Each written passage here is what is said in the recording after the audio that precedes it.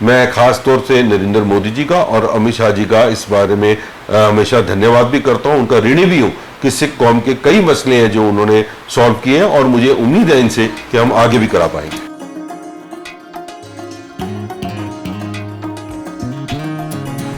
नमस्कार, भारत एक खोज के आज के इस अंक में आप सभी का स्वागत है। हमारे साथ आज चर्चा करने के लिए मौजूद हैं एक्स MLA हरमीत सिंह कालका जी। कालका जी, बहुत बहुत स्वागत है आपका। नमस्कार।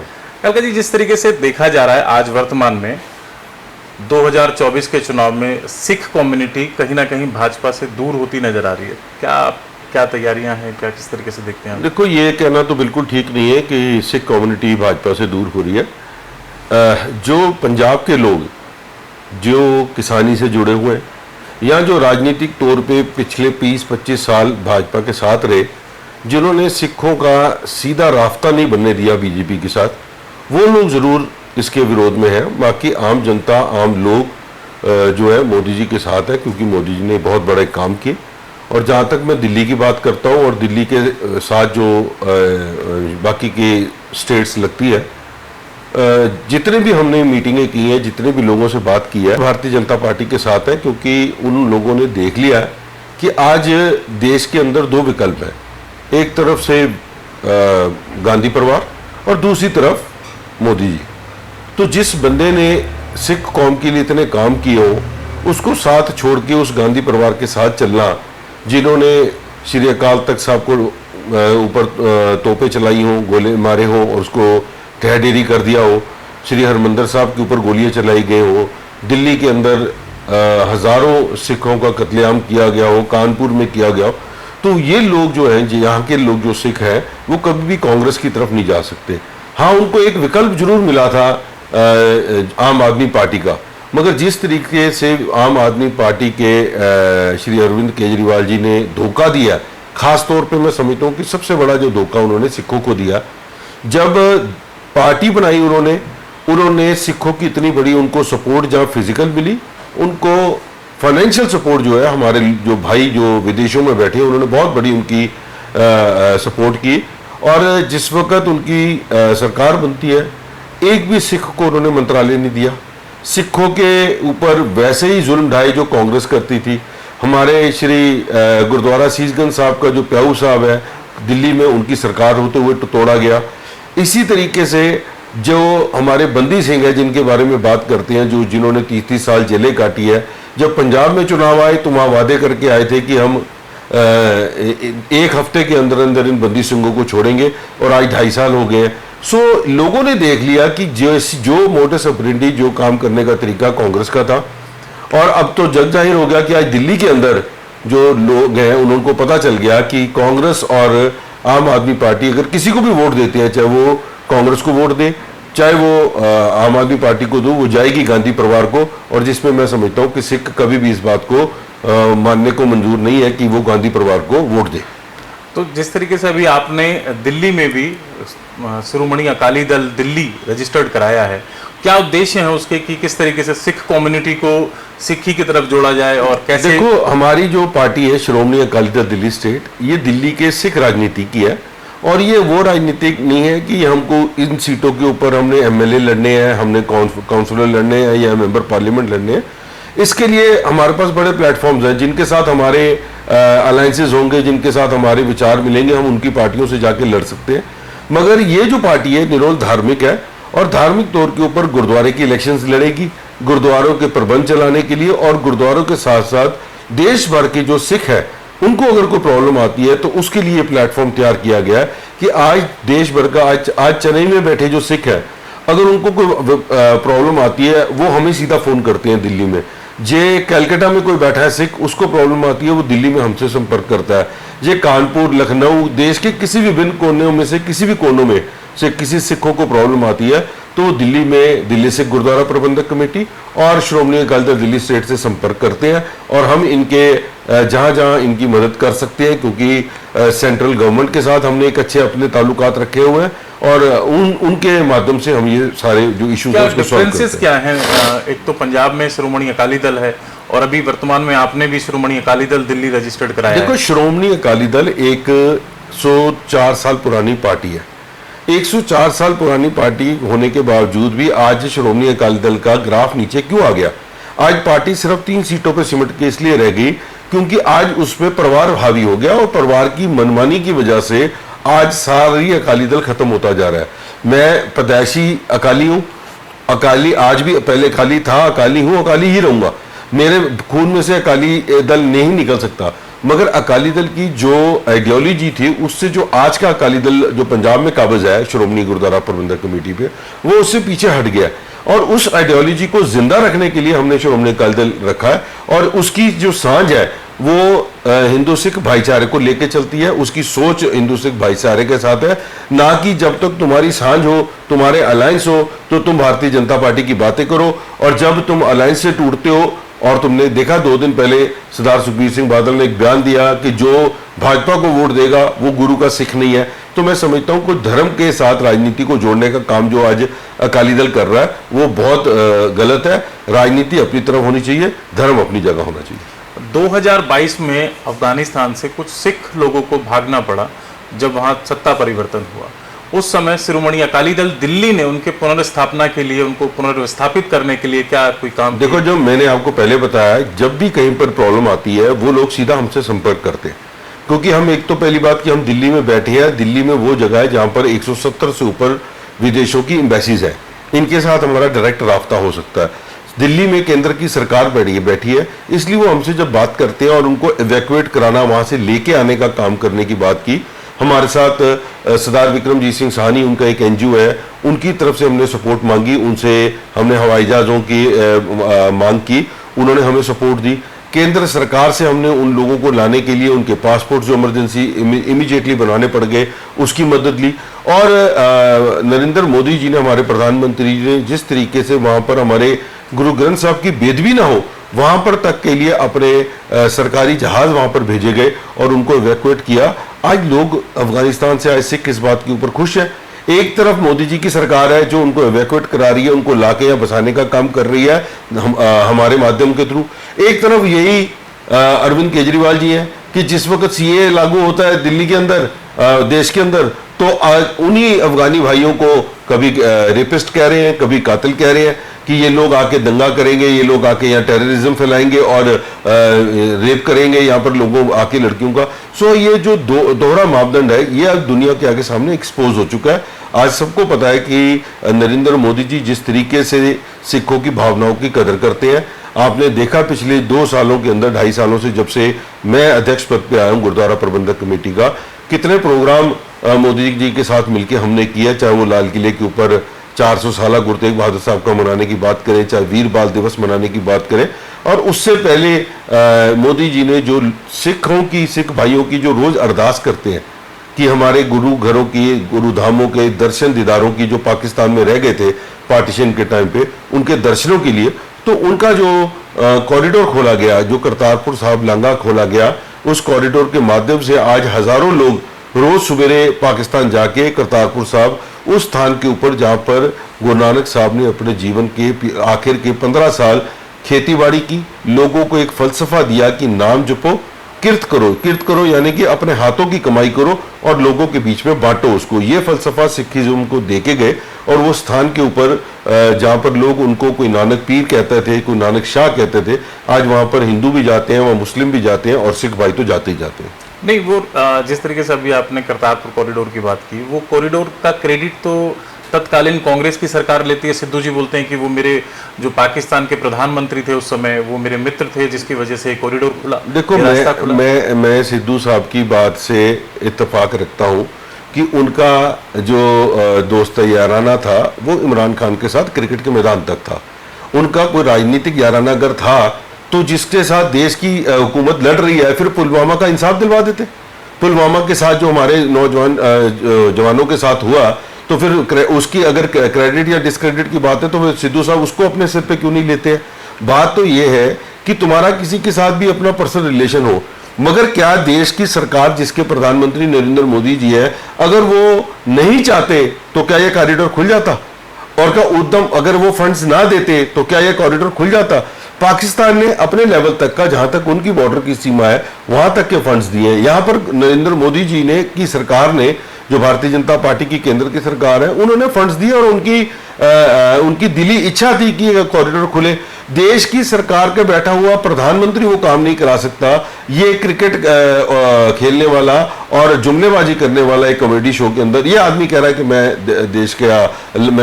कॉरिडोर बनवाने के तैयार हूं, दो देशों पे जिनके आज भी सुखावे आपस में रिश्ते नहीं है, जो आपस में आज भी टॉकिंग टर्म्स में नहीं है, मगर सिद्धू जी क्रेडिट लेने की बात करते हैं। सो क्रेडिट सिद्धू जी को अपना क्रेडिट दोस्ती तक का ठीक है, मगर जब सरकारों की बात आती है तो उसमें दिल्ली कमेटी का क्रेडिट नहीं ले सकती।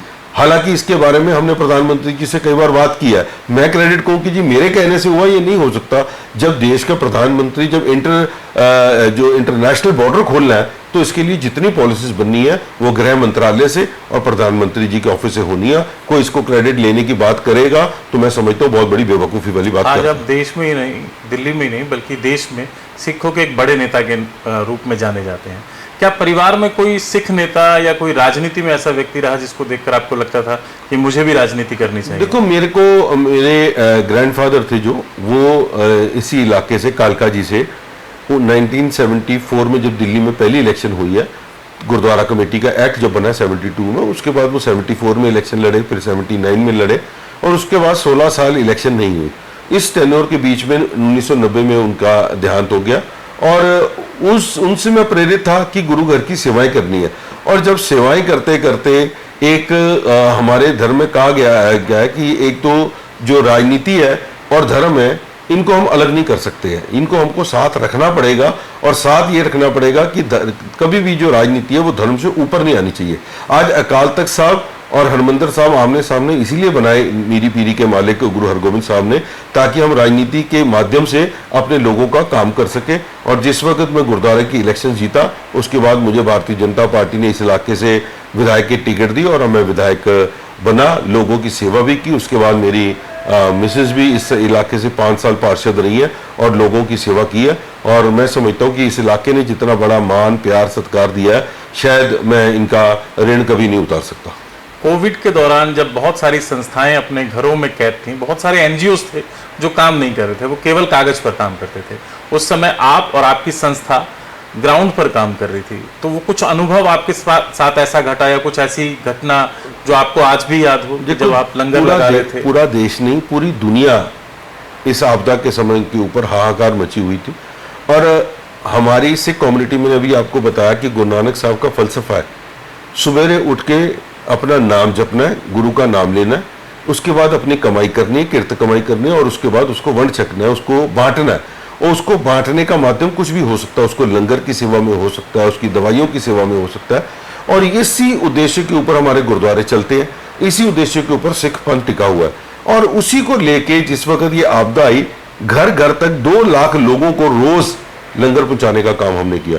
मुझे याद है कि दिल्ली का शायद ही कोई एसडीएम ऐसा होगा, कोई ऐसा डीएम होगा जिसने हमको फोन नहीं किया होगा कि उनके इलाकों में जो लोग नाइट शेल्टर्स में रहते थे, जो खाने के डिपेंडेंट, बाहर निकल के अपनी किरत कमाइयों से रोज की जो डेली वेजेस में काम करने वाले, वो लोगों के पास माध्यम नहीं था रोटी खाने का, उन तक लंगर पहुंचाना।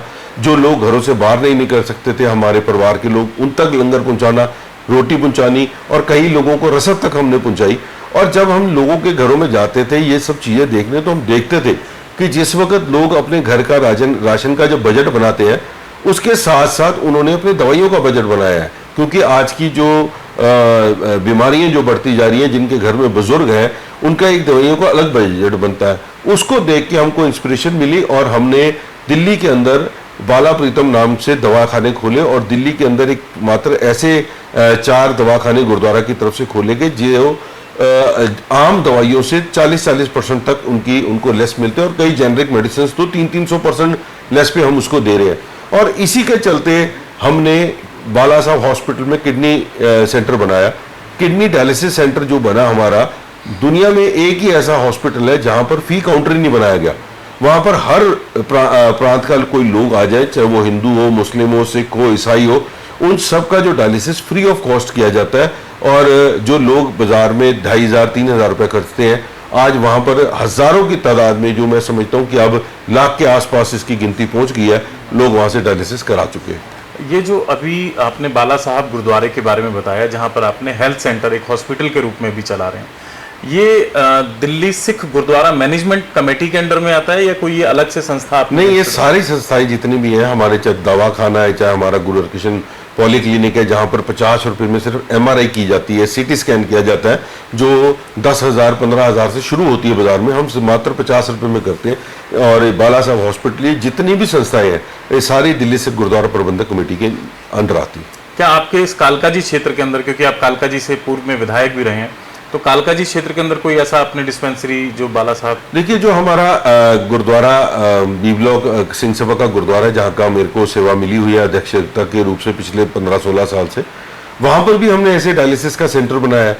मगर यहाँ की जो खर्चे हैं उसको मीट करने के लिए वहाँ पर हमारे पास और माध्यम से फंड्स आने के, यहाँ पर हमारे पास फंड्स नहीं है। मगर फिर भी हमने यहाँ पर जो लोकल लोगों से मिलके जो यहाँ पर शुरू किया है, मात्र 600 रुपये में हम जरूरतमंदों को, वैसे 1300 रुपये का रेट रखा है, मगर 600 रुपये में लोगों को हम डायलिसिस कर देते हैं, जो बाजार में 2500-3000 रुपये होती है। ऐसे ही हमारे पूरे फिजियोथेरेपी सेंटर चल रहे हैं, अल्ट्रासाउंड्स हो रही हैं, एक्सरेज हो रहे हैं, पूरा जो पॉलीक्लिनिक यहाँ पर चल रहा है बहुत बढ़िया तरीके से। आप किसी दिन वहाँ जाकर भी जरूर शूट करिएगा। गुरु हरकिशन पब्लिक स्कूल आपकी एक संस्था है, वो भी इसी के अंदर काम करती है, और किस तरीके से वो शिक्षा का काम कर रही है? देखिए, क्या वहाँ मैंडेटरी है? क्योंकि मैं इसलिए जानना चाहता हूँ, बहुत सारे लोगों में भ्रांति है, लोग कहते हैं कि वहाँ पर ना आपको पंजाबी पढ़नी पड़ेगी, ये मैंडेटरी सब्जेक्ट है, चाहे कोई भी बच्चा होगा उसको पंजाबी पढ़नी है। देखो, गुरु हरकिशन पब्लिक स्कूल गुरु साहब के नाम से है, दिल्ली से गुरुद्वारा प्रबंधक कमेटी के अधीन चलते हैं, और ये सीबीएसई के स्कूल है। मगर 8वीं क्लास तक यहाँ पर पंजाबी पढ़नी बिल्कुल मैंडेटरी है। चाहे वो हर किसी भी कॉलेज स्कूल में आप जाएंगे तो उनकी अपनी अलग लैंग्वेजेस होती हैं। इसलिए गुरुओं के नाम से जिस उद्देश्य से ये स्कूल शुरू किए थे, तो ये 8वीं तक ये इसकी कंपल्शन रखी हुई है पंजाबी भाषा की। दिल्ली के अंदर 13 ब्रांचेस हमारी चलती हैं, 12 ब्रांचेस हमारी बड़ी हैं, और एक हमारी चंदर बाजार में जो सीबीएसई से एफिलेटेड नहीं है, और इनके तकरीबन 15 से 18 हज़ार बच्चा पढ़ता है। और इसके साथ साथ हमारे पास दिल्ली यूनिवर्सिटी के 4 कॉलेजेस हैं, हमारे पास इंजीनियरिंग 2 कॉलेजेस हैं, हमारे पास आईपी यूनिवर्सिटी से रिलेटेड आईटी कॉलेजेस हैं, मैनेजमेंट कॉलेजेस हैं। ये सारे जो है गुरुद्वारा प्रबंधक कमेटी के अधीन चल रहे हैं। और यहाँ पर जो हमारे पास मिनॉरिटी स्टेटस है, उनसे हम अपने मिनॉरिटी के लोगों को इसका थोड़ा 50% हमने मिनॉरिटी कोटा रखा हुआ है। मगर इनकी भी जो सिलेक्शन होती है वो भी मेरिट बेसिस पे होती है, ना कि किसी मैनेजमेंट कोटे के हिसाब से उनको एडमिशन दी जाती है। तो मैनेजमेंट की कोई सिटी ऐसी कोई मैनेजमेंट हमने नहीं रखा हुआ, मिनॉरिटी कोटा जरूर है। उस मिनॉरिटी कोटे में जिसके नंबर ज्यादा होंगे उसको पहले एडमिशन मिलेगी, जिसके कम होंगे उसको बाद मिलेगी, जो एलिजिबल नहीं होगा उसको नहीं मिलेगी। मेन स्ट्रीम की राजनीति पर बात करते हैं। जब आप यूसीसी के बारे में चर्चा चल रही थी, देश में किस तरीके का कानून बनाया जाए, यूनिफॉर्म सिविल कोड, आप कुछ विरोध में नजर आ रहे थे। नहीं, मैंने कभी भी इसका विरोध नहीं किया। हमने इस यूसीसी के ऊपर चर्चा जरूर की। हमने देश के विभिन्न सूबों में से, उनकी स्टेट्स में से लोगों को यहाँ बुलाया दिल्ली में, क्योंकि मैंने आपको बताया कि जो लोग पिछले 25 साल अकाली दल में, पूरा सीधा नाम लेता हूँ, जो अलायंस में रहा, उनको आज सूट नहीं करता था ये बात। वो पंजाब की राजनीति के चक्कर में पूरे देश को बीच में इन्वॉल्व कर रहे थे, देश के सिखों को इन्वॉल्व कर रहे थे, और ये अपोज वहां से शुरू हुआ। हमने दिल्ली के साथ साथ जो लखनऊ से, जयपुर से, कलकत्ता से, मद्रास से, हैदराबाद से जो सिख रिप्रेजेंटेटिव्स वहाँ की बड़ी बड़ी सिंह सभा को करते हैं, इनकी बुला के मैंने यहाँ पर मीट कराई। और एक आज जो अगला स्टेप में मैं बताता हूँ आपको, और उस मीट के थ्रू हमने इनके जो व्यूज लिए, और जब यूसीसी का पूरा फॉर्मेशन आई, जब उत्तराखंड में लगा, और उत्तराखंड के जो हमारे बिंद्रा जी हैं, जो हेमकुंड फाउंडेशन के चेयरमैन भी है, उनसे मैंने ड्राफ्टिंग मंगाई। तो हमने जब लोगों को बताया कि इससे सिख धर्म को कोई आपत्ति नहीं है, और बल्कि हम लोगों को अच्छा है कि हमारे जो राइट्स हैं उसको रिजर्व किया जा रहा है। इस बात के ऊपर कोई ये भ्रम फैलाने वाली जो बातें हैं, इसके ऊपर हमें ध्यान नहीं देना चाहिए। और अब आज से कोई 15 दिन पहले हमने फिर से एक मीट की, उसमें हमने बात की, और एक हमने आपको माध्यम से मैं बता दूं कि all India Sikh coordination committee बनाई, और उस सारी all India Sikh coordination committee का चेयरमैन मेरे को वहाँ की सारी संगत ने बनाया। और ये भी सारे लोग जो देश के अलग अलग प्रांतों से आए थे, और जिसको लीड किया जो हमारे राज्यसभा मेंबर हैं सतनाम सिंह संधू, जो अभी नॉमिनेट हुए हैं प्रधानमंत्री जी ने, जिन्होंने किया है, राष्ट्रपति जी ने जिनको, उन्होंने मेरे साथ मिलके ये मीट की थी और वहाँ पर ये मेरे को ऑल इंडिया का इसका कोऑर्डिनेटर बनाया गया या चेयरमैन बनाया गया, ताकि सिखों के बीच में कोई भ्रम ना डाला जाए। सिखों को देखो, क्योंकि पंजाब की एक राजनीति, पंजाब के एक जो अपनी डिमांड्स हैं वो अलग हो सकती है, मगर उसके साथ पूरे देश के सिखों को बीच में नहीं इन्वॉल्व किया जा सकता, इसलिए हमने ये फ्रंट भी नया तैयार किया। सबसे छोटे साहबजादे जिनकी शहादत पर आपने वीर बाल दिवस के रूप में देश के माननीय प्रधानमंत्री नरेंद्र मोदी जी से एक कार्यक्रम आयोजित करवाया, और उस सुंदर से कार्यक्रम में एक वीर बाल दिवस के रूप में अब मनाने जाने लगा है 26 दिसंबर को, तो ये इनिशिएटिव कैसे आपके दिमाग में आया था कि ये इस तरीके का काम होना चाहिए? देखो, आपसे पूर्व में किसी ने ऐसा सोचा नहीं था? देखो, जब देश के प्रधानमंत्री जी ने एक फैसला किया कि मैंने एक दिन मनाना है वीर बाल दिवस के नाम से, वो मुझे किसको डेडिकेट करना है, इसके ऊपर जब चर्चा शुरू होने लग पड़ी, तो हमने उनको ये बोला कि हमने जो नाम सजेस्ट किए कि ये साहिबजादा जोरावर सिंह, साहिबजादा फतेह सिंह, जो छोटे साहिबजादे गुरु गोबिंद सिंह महाराज के, इनसे बड़ा योद्धा कोई नहीं हुआ जिन्होंने छोटी छोटी उम्र में, 6 साल की उम्र में, 9 साल की उम्र में, उससे बड़ों ने मतलब जो शहादतें दी हैं वो दुनिया के अंदर अपनी अलग मिसाल है। और शहादत की बात किस लिए दी है? हिंदू धर्म की रक्षा करने के लिए। उनकी अपनी कोई दुश्मनी नहीं थी औरंगजेब के साथ, उसकी सल्तनत के साथ। हिंदू धर्म की रक्षा के लिए गुरु तेग बहादुर साहब ने शहादत दी, और उसी तरीके से गुरु गोबिंद सिंह महाराज ने सारा अपना सर्वस्व संवार दिया, और उसकी रक्षा के लिए इससे ज्यादा जो वीर बाल कोई और हो नहीं सकते। मगर जिस वक्त ये इसको शेप दे दी गई, नोटिफिकेशन जाहिर कर दिया गया सेंट्रल गवर्नमेंट की तरफ से, फिर उसके ऊपर फिर राजनीति करनी शुरू कर दी गई कि हमारे साहबजादियों का नाम जो है वीर बाल रख दिया। बाल हम बच्चों को कहते हैं। मैं बाल के ऊपर मेरे से अगर कोई डिबेट करेगा, मैं उसके ऊपर भी जवाब दे सकता हूं कि हमारे जो गुरु हरकृष्ण साहब हैं, जिनको हम बाला प्रीतम बुलाते हैं, जो मैं बाला साहब हॉस्पिटल की आपने की है, वो हरकृष्ण साहब के साहब से है। ये नाम की कंट्रोवर्सी के ऊपर अगर डिबेट करेंगे वो अलग इशू है, मगर यहाँ पर तो कोई कंट्रोवर्सी है ही नहीं। यहाँ पर क्लियर कट दिन का नाम है वीर बाल दिवस, साहबजादियों का नाम नहीं है। उस पर लिखा गया है नोटिफिकेशन के ऊपर, डेडिकेटेड टू साहबजादा जोरावर सिंह, साहबजादा फतेह सिंह। आज आप बताइए कि इससे पहले क्या आप उनके इतिहास के बारे में आप जानते थे? नहीं, बिल्कुल नहीं। कोई आम आदमी, कोई मीडिया का लोग भी हमें बता दे कि उनको इस बारे में पता था। आज 26 दिसंबर को, जिस वक्त 2 साल हुए, ये सब्जेक्ट जो है हर स्कूल में पढ़ाया जाना शुरू हो गया।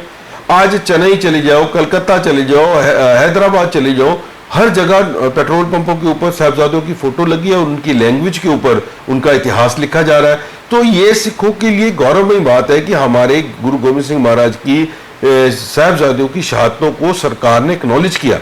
इस सरकार ने इस बात को किया कि इस देश को रक्षा करने वाला अगर कोई सबसे वीर बच्चे रहे हैं, वो हमारे साहबजादा जोरावर सिंह, साहबजादा फतेह सिंह रहे हैं। और उसके ऊपर जितनी मर्जी कंट्रोवर्सी करते रहे, मगर दिल्ली के सिख एक नौजवान सूझवान है, दिल्ली के सिख पढ़े लिखे हैं। और दिल्ली के साथ साथ मैं लोग समझता हूँ कि जो हमारे साथ ऑल ओवर इंडिया के लोग जिनको ये बात समझाई जाती है, सबने इस बात की प्रेस की है। और ये आप देख सकते हैं, ये तस्वीर उसी दिन की है। नहीं, मैं बिल्कुल वही देख रहा था। तो ये जो दूसरी बार हुआ है, पहली बार इंडिया गेट में हुआ, हजारों की तादाद में सिख बच्चों ने वहां पर निशान साहब लेके इंडिया गेट के ऊपर परेड किया। आप मुझे बता दो, किसी और कम्युनिटी के बच्चों को इजाजत दी आज तक देश के प्रधानमंत्री ने कि वहां पर झांकियां निकाली जा रही हैं, वहां पर सिख बच्चे एक हाथ में तिरंगा, एक हाथ में निशान साहब लेके वहां पर केसरी निशान झुला रहे हैं? तो ये जो गौरवमयी इतिहास सिखों का है, जब वो लोगों के आगे प्रधानमंत्री जी ला रहे हैं तो लोग सैल्यूट करते हैं। वहां पर हजारों की तादाद में लोग खड़े होकर वीडियोज बना रहे थे, कितने बच्चे वहां पर परेड कर रहे थे उसकी गिनती नहीं है। तो ये सब चीजें जो है एक दिल के अंदर अच्छी भावना रख के प्रधानमंत्री जी ने किया, हम उनका इस बारे में सत्कार करते हैं। और जो हमने इनको इन चुनाव में सपोर्ट भी किया है, इनके किए हुए कामों के ऊपर किया है। और जो हमारे सिख कौम के काम रह गए हैं, जैसे मैंने अभी बंदी सिंहों की बात की है, हालांकि जो सेंटर का इसके अंदर इन्वॉल्वमेंट नहीं है, ये स्टेट्स इन्वॉल्वमेंट में जो प्रिजनर्स बैठे हैं, वहां पर बंदी सिंह बैठे हैं, मगर उनका कष्ट देखना चाहिए। वो 30-30 साल से जेलों के अंदर है। सो ये बात तभी मुमकिन हो पाएगी कि हम दोबारा इस सरकार के लेके आए और इस सरकार के से को दबाव डाल के, उनको प्यार से इनसे बात करके उन बंदी सिंहों की रिहाई कराए, ना कि उन लोगों को वोट डालें जिन लोगों ने इनको बंदी बनाया। आज भाई रजवाना की बात करें, भाई जगतार सिंह हवारा की बात करें, इन लोगों को कांग्रेस के समय में बंदी बनाया गया और जो लोग पंथ की सरकारें बोलती हैं, अकाली दल की है, 10-10 साल लगातार सरकार रही है, अपनी स्टेट में एक रेजोल्यूशन तक नहीं पास किया उन्होंने अपने विधानसभा में। सो आज इसके ऊपर पॉलिटिक्स करनी गलत बात है, मगर जो लोग आपकी भावनाओं को समझते हैं, मैं खास तौर से नरेंद्र मोदी जी का और अमित शाह जी का इस बारे में हमेशा धन्यवाद भी करता हूं, उनका ऋणी भी हूं कि सिख कौम के कई मसले हैं जो उन्होंने सॉल्व किए हैं, और मुझे उम्मीद है इनसे कि हम आगे भी करा पाएंगे। चलते चलते एक अंतिम सवाल आपसे पूछना था। देश भर के अंदर अभी खालिस्तान को लेकर बड़ी चर्चा चल रही है। जैसे ही चुनाव नजदीक आते हैं, चाहे वो विधानसभा के चुनाव हो या लोकसभा के चुनाव हो, खालिस्तान की बात उठने लगती है। कुछ लोग ऐसे हैं जो विदेश में बैठकर खालिस्तान की बात करते हैं। आप इसको किस नजरिए से देखते हैं कि ये कितना गलत और कितना सही है? देखो, मेरे हिसाब से जो खालिस्तान है ये एजेंसियों का एक बच्चा है। जिस दिन एजेंसी चाहती है इसको रुला देती है, जिस दिन चाहती है इसको सुला देती है। इसका आम नागरिक से कोई लेना देना नहीं है। पंजाब से बाहर आके आप देख लो, देश के अंदर 50 लाख सिख बसता है, किसी एक से पूछ लो उसकी खालिस्तान की मांग है। पंजाब में चले जाओ, वहां पर लोगों से जाके पूछ लो, भाई ये अगर तुम्हारे, ये उन लोगों की उपज है जो कनाडा में बैठे हैं, जो अमेरिका में बैठे हैं, जिससे पिछले 25-30 साल से सिर्फ अपनी दुकानें इसी माध्यम से चला रहे हैं कि हमको खालिस्तान बनाना, और उसके नाम से फंड इकट्ठे करते हैं और लोगों को यहाँ गुमराह करते हैं। अभी तुमने खालिस्तान बनाना है तो उसको रोड मैप दो, वो कहाँ से कहाँ तक बनाना है। तुमने उसको लाहौर बॉर्डर से लेके, वाघा बॉर्डर से लेके सिर्फ सिंघू बॉर्डर तक बनाना है, पंजाब के अंदर बनाना है, तो पंजाब के लोगों की सहमति ले लो, यहाँ आके उनसे चर्चाएं करो, धरने दो, बात करो। कनाडा बैठ के तुम और अमेरिका बैठ के तुम बयानबाजी दोगे खालिस्तान की, तो मैं सोचता हूँ जितना सूझवान लोग हैं आज पंजाब के अंदर भी, कोई ये नहीं चाहता, इस बारे में बात भी नहीं करना चाहता, क्योंकि इस खालिस्तान के नाम से ऊपर पंजाब की 3 दहाकों से जवानी खत्म हो गई है। सो आज कोई लोग नहीं चाहते कि ये जो दोबारा इस बात के ऊपर बात उठे, क्योंकि ये पहले भी इस लोगों की मांग नहीं थी।